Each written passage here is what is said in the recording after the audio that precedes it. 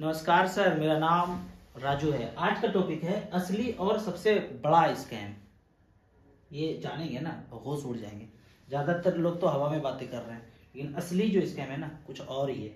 यहाँ पे उसके पहले जितने भी एक्सपर्ट को सुना ना, मार्केट क्रैश करेगा, पैसा निकाल लो, निकाल भी लिया काफ़ी लोगों ने। लेकिन मैं बोलूँगा म्यूचुअल फंड में अगर इन्वेस्ट कर रहे हैं ना तो किसी का नहीं सुनना है, सिर्फ अपना रिक्वायरमेंट देखना है। और मार्केट जब लाइफ टाइम हाई हो, आसपास 5-10% ऊपर नीचे हो, तो यहाँ पे सेल करना है अपने रिक्वायरमेंट के हिसाब से। और जब मार्केट डाउन हो ना, जब हाहाकार मचे ना सब जगह, तो पैसा थोड़ा थोड़ा डालना है। काफ़ी समय के बाद मैं SIP शुरू किया हूँ, काफ़ी दिनों से बंद था मेरा, गिरावट हुआ तो फिर से शुरू किया। और यहाँ पे बेचने का क्या है कि 10 साल कम से कम होल्ड होना चाहिए, तभी तो आप मार्केट हाई में जब बेचेंगे तो CAGR थोड़ा सा बढ़ावा मिले। पहला है कि 10 साल से पुराना होना चाहिए, और दूसरा 25% से ऊपर का आपको दिख रहा है आपका ग्रोथ, तो उस समय सेल करके अपना रिक्वायरमेंट पूरा करना है। अब यहाँ पे आज के टॉपिक पे आते हैं। टॉपिक में पूरी वाइडली अगर देखेंगे ना, धरती को 3 भाग में अभी बटा हुआ है।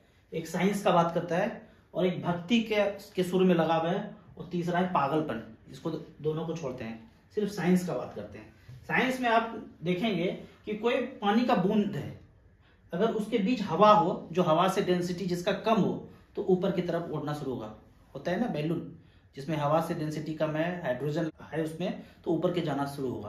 तो पानी का कोई बूंद है, उसमें हवा से कम डेंसिटी का कोई चीज हो, तो ऊपर की तरफ जाना शुरू होगा। और जैसे ही बूंद अगर फूटे तो उसका पानी नीचे की तरफ आना शुरू होगा, क्योंकि धरती पे ग्रेविटेशनल फोर्स है, तो नीचे की तरफ आएगा। अब आपको एक वीडियो क्लिप दिखाते हैं, इस क्लिप को ध्यान से देखना है। ऊपर गया, लेकिन इसको जल्दी से ले लिया क्योंकि उसमें हवा नहीं था, तो वो नीचे ना गिरता हुआ नजर आ जाए। और एक बूंद है उसमें, वो नीचे तरफ गिरे कि पहले, क्योंकि उसमें हवा नहीं है, इसमें हवा है। जब इसको पीते हैं, जैसे ही इसको मुंह में लेंगे तो इसका बूंद जो है नीचे की तरफ आएगा। अभी देखते हैं, अगर ग्रेविटेशन ना हो, जैसे कि ऊपर में नहीं है, तो ये बूंद नीचे की तरफ क्यों गिर रहा है। ये पानी अगर गिर रहा है तो इसका मतलब है कि ये धरती पे ही शूट हो रहा है। इसको आप BBC चैनल पे जा करके इस वीडियो को सर्च कर सकते हैं, और थोड़ा स्लो करके देखना है किस तरह से इसके चेहरे का एक्सप्रेशन भी थोड़ा सा डरा हुआ लगेगा कि ये तो नीचे बूंद गिर गया, तो कहीं पकड़ा तो नहीं गए। तो इसको फिर से देखना है। लेकिन ऐसा करने में किसी को फायदा क्या है, इसको समझते हैं। मान लेते हैं ये जो मिशन हुआ 1 लाख करोड़ का खर्चा हुआ, पर ये तो शूटिंग धरती पे चल रहा है, कहीं कनाडा के आसपास किसी आइलैंड में। तो 1 लाख करोड़ का माल तो जब्त करके कहीं ट्रांसफर कर दिया, और शेयर होल्डर को मिल गया नील बटे सन्नाटा। 1 लाख करोड़ तो खर्चा हो गया। अब किसी ने बोला कि ये लोग तो सरकारी विभाग तो कोई काम ही नहीं कर सकते। अब ये भैया जो आके इलोन वाला ही आकर के बचा सकते हैं, तो उनका कंपनी है 5 लाख करोड़ खर्चा करके लाएंगे। अगर ऐसा किया तो 5 लाख करोड़ तो गया, ट्रांसफर हुआ कहीं, और फिर शेयर होल्डर को मिला नील बटे सन्नाटा। और video light camera action shoot हो रहा है धरती पे ही, तो वहां तो कुछ गया नहीं, तो शेयर होल्डर को मिला क्या। मुझे इसलिए बोलता हूं कि मार्केट गिराने के लिए बहुत बड़ा षड्यंत्र करना पड़ता है। जैसा कि इतिहास में क्या है, वर्ल्ड वार कर दिया तब मार्केट गिरा, 9/11 करके बम लगा करके बिल्डिंग गिरा, तब जाके मार्केट गिरा। 2008 का तो छोड़ दीजिए, बैंक एक ऐसा चीज है, कभी भी बोल दो खत्म हो गया, कभी भी बोलना ही तो है सिर्फ। उसके बाद कंप्यूटर शट डाउन करके रख देना है 10 दिन तक, हो गया दिवालिया। और तीसरा है 2020 वाला, तो जान ही रहे हो। इसमें भी जो है आधे आधे लोग बट गए, कोई बोलता है सही है, कोई बोलता है गलत है। जो बोलता है सही है उसको तो छोड़ ही दो, उसको तो कुछ कर ही नहीं सकते हो। जिनको समझ में आया कि गलत है, वो थोड़ा सा आंख खोल के चल रहे हैं दुनिया में। इसी इतिहास को देखते हुए मैं हमेशा ये बोलता हूँ कि बड़ा गिरावट संभव नहीं है टिक पाए, क्योंकि इन्फॉर्मेशन इतना तेजी से आ जाता है ना कि पीछे मोगेम्बो अपना फिर से रास्ता बदल देता है। तो आपको कंटिन्यू करना है। SIP म्यूचुअल फंड में इन्वेस्ट कर रहे हैं, बाकी इन्वेस्टमेंट का बात नहीं करता मैं। बहुत सारे लोग बोलते हैं कि बिटकॉइन के बारे में बताइए, बिल्कुल भी 1 रुपया भी नहीं लगाना है। अगर बन गया है अच्छी बात है, पैसा निकाल के रख लीजिए, कोई बेस नहीं है, ठीक है। क्योंकि ये रुपया का खेल ज्यादा समझ में आ गया, पूरे वर्ल्ड वाइड कागज का पता चल गया है, तो उसको ये रिप्लेस कर करके ब्लॉकचेन वाला कुछ लाना चाह रहा है, तो उसके फेर में भी नहीं फंसना है। कुछ कमेंट्स का बात करते हैं। मेरे पास 4 लाख रुपया है, 2 महीने के बाद जरूरत है, क्या उसको लिक्विड फंड में रखते हैं? बिल्कुल भी नहीं करना है। आपका जहां सेविंग अकाउंट में है, FD में पड़ा हुआ है, उसी में रहने दीजिए। 2 महीना, 4 महीना, 6 महीना, साल भर से कम है तो आप पैसा बैंक FD में रखिए। उससे ज्यादा है तो आप SBI short term debt fund में रख करके धीरे धीरे करके ट्रांसफर कर सकते हैं SBI स्मॉल कैप में, क्योंकि पता नहीं है ड्यूरेशन, तो इस तरह से STP का फायदा ले सकते हैं। नहीं तो आप FD में रखिए, बैंक में रखिए। राजू भाई, म्यूचुअल फंड में लोन कैसे ले सकते हैं? विस्तार से बताएं। लोन लेने के लिए आप कहीं भी कोई भी ऐप से ले रहे हैं म्यूचुअल फंड, तो जो लिंक में ऐप है एसेट प्लस का, वहां जा करके आप अपना नंबर, ईमेल आईडी भरेंगे, उसके बाद उसी ऐप से लोन अप्लाई कर सकते हैं। जो आपका इक्विटी वैल्यू है, जो अगर 1 लाख रुपया है तो उसका आधा 50,000 रुपया आपको लोन मिल जाएगा। लगभग 12% का रेट यहाँ पे है। सब मिला जुला के देखेंगे, प्रोसेसिंग फी वगैरह सब मिला करके इमरजेंसी के तौर पे यहाँ से आप ऑप्ट कर सकते हैं। वैसे तो मैं हमेशा मना करता हूँ कि लोन कहीं से भी नहीं लेना है, लेकिन ऐसा ही इमरजेंसी पड़ गया, साल भर 6 महीने के लिए चाहिए, तो यहाँ से उपाय अच्छा है, क्योंकि ज़्यादा इंटरेस्ट रेट नहीं है। बैंक के चक्कर में फंसेंगे, वो ज़्यादा पर्सनल लोन में मांगेंगे इंटरेस्ट, यहाँ पे कम रेट है, तो यहाँ से उसको यूज कर सकते हैं। तो यहाँ से इसको टेम्पोररी आप लोन का यूज यहाँ से कर सकते हैं। सर, जब भी मैं SIP करता हूँ 1,000 में से 1 रुपया कट जाता है, और कहाँ जाता है वो पैसा? सिक्योरिटी ट्रांजेक्शन टैक्स कटता है, वो पैसा वहाँ कटता है। आपका जो पैसा है SIP जो भी चल रहा है 1,000, 2,000, 5,000, 10,000, सिक्योरिटी ट्रांजेक्शन टैक्स का जो रेट है 0.001 है, उस रेट से आपका पैसा जो भी आप इन्वेस्ट करते हैं, चाहे लमसम भी करेंगे चाहे SIP करेंगे, वो चार्ज कटेगा। यानी 1 लाख रुपया के परचेज पे 1 रुपया जाएगा सिक्योरिटी ट्रांजेक्शन टैक्स में।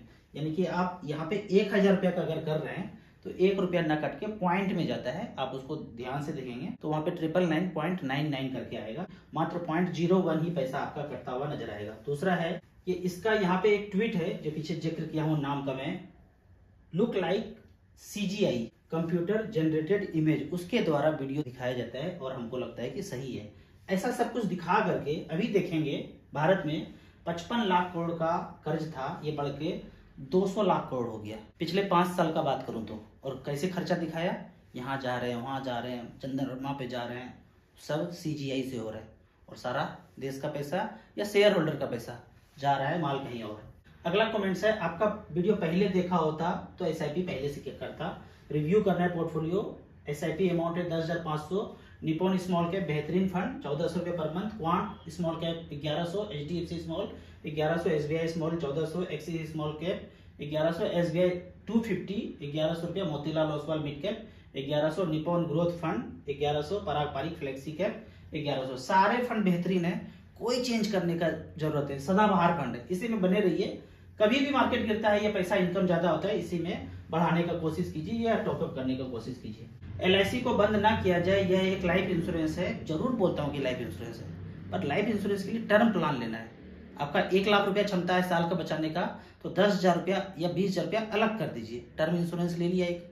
बाकी जो पैसा 80-90 हजार बचा साल का, उसको म्यूचुअल फंड स्मॉल कैप में लगाइए। दोनों को मिक्स नहीं करना है। LIC इंश्योरेंस से सिर्फ प्योर इंश्योरेंस लेना है, बाकी पैसा SBI, HDFC, निपॉन के म्यूचुअल फंड में जाना चाहिए, वो ज्यादा बेहतर तरीका है इन्वेस्टमेंट का। राहुल सर, मैंने 50,000 रुपया one time Nippon India index 50 मतलब लार्ज कैप में लगा दिया, अभी इसी में रहने दूं या कुछ चेंज करूं?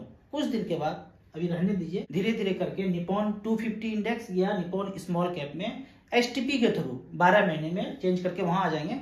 यदि यहाँ से लंबा नजरिया है, आपको पैसा छोड़ सकते हैं। हमेशा मैं बोलता हूँ mid cap, small cap, large cap के बनिस्बत आप 15 साल, 20 साल, 18 साल बने रहते हैं तो ज्यादा अच्छा wealth creation small cap category में होगा। सर, मैंने म्यूचुअल फंड से 10 लाख रुपया रिडीम किया कुछ काम के लिए, फिर से काम होने के बाद 10 लाख रुपया वापस री इन्वेस्ट कर दिया, तो क्या मुझे कैपिटल गेन टैक्स देना पड़ेगा? बिल्कुल देना पड़ेगा। यदि आपने मान लीजिए कि 2 लाख रुपया इन्वेस्ट किया था, वो बढ़ के 10 लाख हो गया, 8 लाख गेन हो गया। अब काम करने के बाद फिर से री इन्वेस्ट कर दिया, तो वो 8 लाख जो गेन है उसमें आपको कैपिटल गेन टैक्स जब भरेंगे रिटर्न, तब आपको भरना पड़ेगा, देना पड़ेगा। लेकिन यदि आपका और कोई इनकम नहीं है, तो अभी तो 7 लाख है, अगले साल का 12 लाख तक हो जाएगा, तो 7 लाख तक अगर आपका कोई इनकम नहीं है तो वो गेन को वहीं तक उसी 7 लाख के अंदर माना जाएगा, फिर आपको कोई टैक्स देने का जरूरत नहीं। इस साल से अब 12 लाख हो जाएगा। अगर आप निकाले 8 लाख गेन हुआ तो 12 लाख के अंदर ही है, तो भी यहाँ पे कोई भी टैक्स नहीं देना पड़ेगा।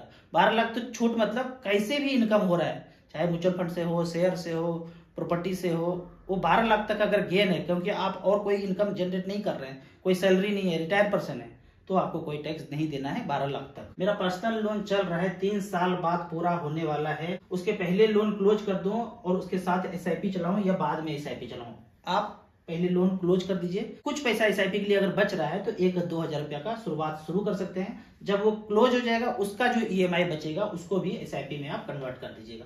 सर, मुझे ये बताएं स्टार SIP को किस तरह से यूज करना है? स्टार SIP यूज करना बहुत सिंपल है, वन टाइम है, SIP है, कैलकुलेटर है। प्लेलिस्ट में 4 वीडियो है, उसको गहराई से देख लेंगे तो आपको उसको चलाना आसान हो जाएगा। सर मैं मिड कैप और स्मॉल कैप में इन्वेस्ट करूंगा, क्या मुझे कुछ डिजिटल गोल्ड में भी इन्वेस्ट करना चाहिए? बिल्कुल नहीं करना है। गोल्ड लेना है तो फिजिकल लेना है, या फिर वहां से बच करके आप स्मॉल कैप में ही ज्यादा कीजिए तो ज्यादा अच्छा रहेगा। अभी यहाँ पे कुछ एनएफओ दिख रहा है। एनएफओ के सेक्शन में जाने के लिए आप स्टार एसआईपी में म्यूचुअल फंड लाइव रिटर्न में जाएंगे। एनएफओ के सेक्शन में जो भी एनएफओ उस समय चल रहा है, अभी क्वांट आर्बिट्रेज फंड चल रहा है, ये सब एनएफओ में आपको जाना नहीं है। अगर कभी आता भी है तो mid cap, small cap, 250 index, इस तरह से डाइवर्सिफाइड इक्विटी वाला आता है तो आपको एनएफओ 10 रुपया वाला से लेना है। मत सोचिएगा कि 10 रुपया वाला एनएफओ अच्छा होता है और 1000 रुपया का एनएवी वाला रेट महंगा है तो बुरा होता है। बिल्कुल भी ऐसा नहीं है। 10 रुपया का लोहे का रॉड मिलेगा तो इतना बड़ा मिलेगा, और 100 रुपया का मिलेगा तो इतना बड़ा मिलेगा। ये नहीं कहेंगे कि लोहा सस्ता है और महंगा है। एनएवी के केस में भी यही है। 100 रुपया का एनएवी मिलेगा तो इतना चीज मिलेगा, मतलब शेयर का प्रोपोर्शनेट उतना रेशियो में ज्यादा मिलेगा। 10 रुपया का मिलेगा तो थोड़ा थोड़ा ही पैसा ही शेयर में इन्वेस्ट होगा। तो एनएफओ भी आप स्टार एसआईपी में जाके कभी भी चेक कर सकते हैं। डाइवर्सिफाइड इक्विटी है तब लगाना है, नहीं तो नहीं लगाना है। लमसम के लिए मैंडेट जरूरी है क्या? बिल्कुल भी जरूरी नहीं है। नेट बैंकिंग से आप कभी भी लमसम परचेज कर सकते हैं, लेकिन बहुत सारे इन्वेस्टर बोलते हैं मैंडेट नहीं करते हैं। एक बार कर लीजिए, कोई लफड़ा नहीं है। 50,000 का लिमिट का मतलब है कि 50,000 तक एसआईपी अमाउंट या वन टाइम अमाउंट को आप बिना नेट बैंकिंग के, बिना कार्ड के यूज किए हुए कर सकते हैं। उससे ज्यादा करना है तो दूसरे दिन, 2 दिन में करना पड़ेगा।